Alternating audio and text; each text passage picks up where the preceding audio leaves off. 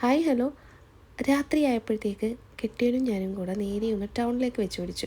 കുറച്ച് മസാല ഐറ്റംസൊക്കെ വാങ്ങാനുണ്ടായിരുന്നു. അങ്ങനെ അതൊക്കെ വാങ്ങി നമ്മൾ അവിടുന്ന് നേരെ പോയത് നമുക്കൊരു ബ്ലൂ ഷെയ്ഡ് ഷർട്ട് വേണമായിരുന്നു. അപ്പോൾ അത് നോക്കി കയറിയതാണ് ഈ കടയിൽ. അപ്പോൾ അവിടുന്ന് അത് വാങ്ങി നോക്കിയപ്പോഴേക്ക് അതിൻ്റെ ഫ്രണ്ടിൽ തന്നെ ഇങ്ങനെ കുറച്ച് ചെടികളിരിക്കുന്ന കണ്ട് ഇതെന്താ. അപ്പോൾ അവർ പറഞ്ഞു ഞങ്ങളിത് വിൽക്കാൻ വെച്ചിരിക്കുന്ന അമേരിക്കൻ പംസ് ആണെന്ന്, അമേരിക്കയിൽ നിന്ന് വന്ന പംസ്.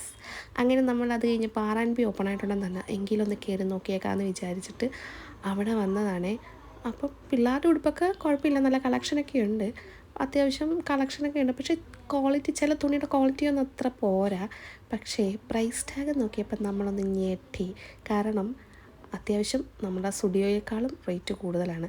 അങ്ങനെ നമ്മളവിടെ മൊത്തത്തിലൊന്ന് പരതി. പക്ഷേ നമുക്ക് അവിടുന്ന് നമ്മൾ സ്റ്റുഡിയോയിൽ നിന്ന് വാങ്ങിക്കുന്ന സെയിം സാധനം ഇവിടെ കിട്ടുന്നത് അല്പം റേറ്റ് കൂടുതലാണ്. അപ്പം നമ്മൾ അത്ര അഫോർഡബിൾ ആയിട്ട് എനിക്ക് തോന്നിയില്ല. എന്തായാലും വന്നേലേ ഒരു സെറ്റ് സോക്സ് വാങ്ങിക്കാമെന്ന് വെച്ച് അങ്ങനെ സോക്സൊക്കെ മേടിച്ച് ബില്ല് ചെയ്തപ്പോഴാണ് അറിയുന്നത് ഇവിടെ നിന്ന് നമുക്ക് കവർ കിട്ടും, കവർ ഫ്രീ ആണ്.